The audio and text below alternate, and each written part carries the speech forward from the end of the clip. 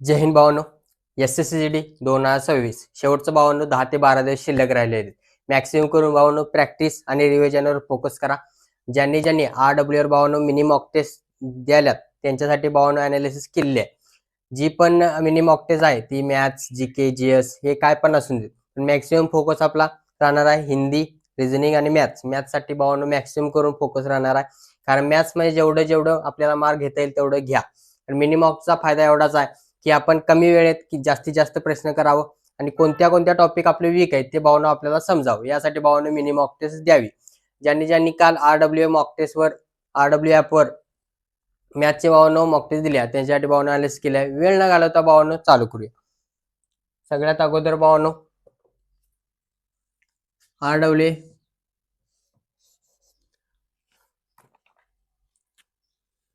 RWA mini mock test maths 13 April 2026. Total student भावांनो काल होतं 29,500 प्लस स्टुडंट. बघू शकता भावांनो मिनीला भावांनो संख्या कमी असत्या. प्रत्येक जण आपापल्या तरीकेनं करत असते त्यामुळे भावांनो इथं संख्या जरा कमी आहे. 29,500. 20 प्लस भावांनो स्टुडंट आहेत 16,700 प्लस.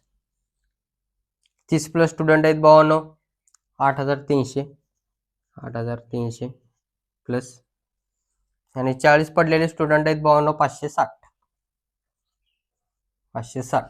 आता बघू शकताय तुम्ही प्रत्येक इथं भावांनो 10 मार्काचा डिफरन्स आहे.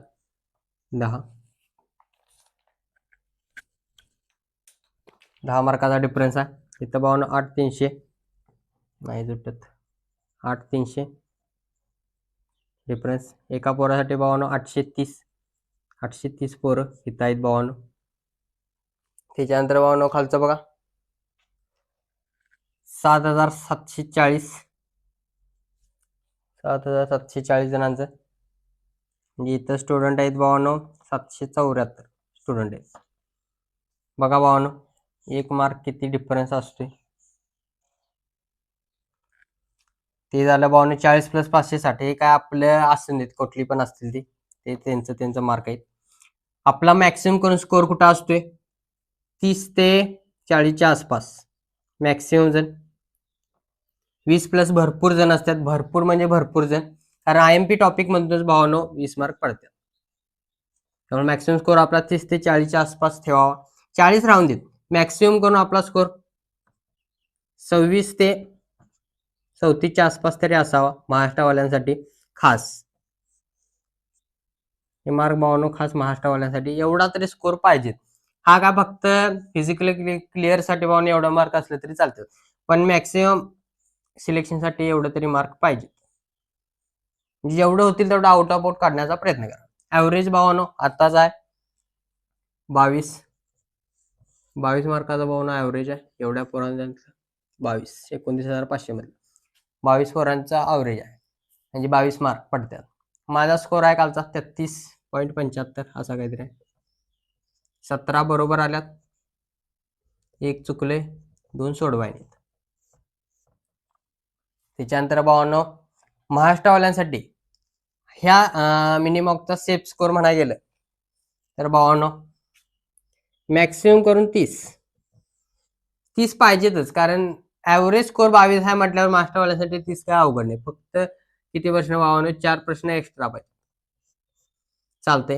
आणि कर्नाटकवाल्याने मॅक्सिमम करून 22 प्लस तरी पाहिजेतच. एवढं लक्षात ठेवा. आपला स्कोर किती आला काय आला कमेंट बॉक्समध्ये सांगा. आणि सगळ्यात महत्वाचे जे चुकल्यात जे एरर आहेत आपले एरर त्याची भावांनो प्रॅक्टिस करा. पूर्ण टॉपिकची भावांनो प्रॅक्टिस करा. टॉपिक शिवाय भावांनो काही येणार नाही आहे.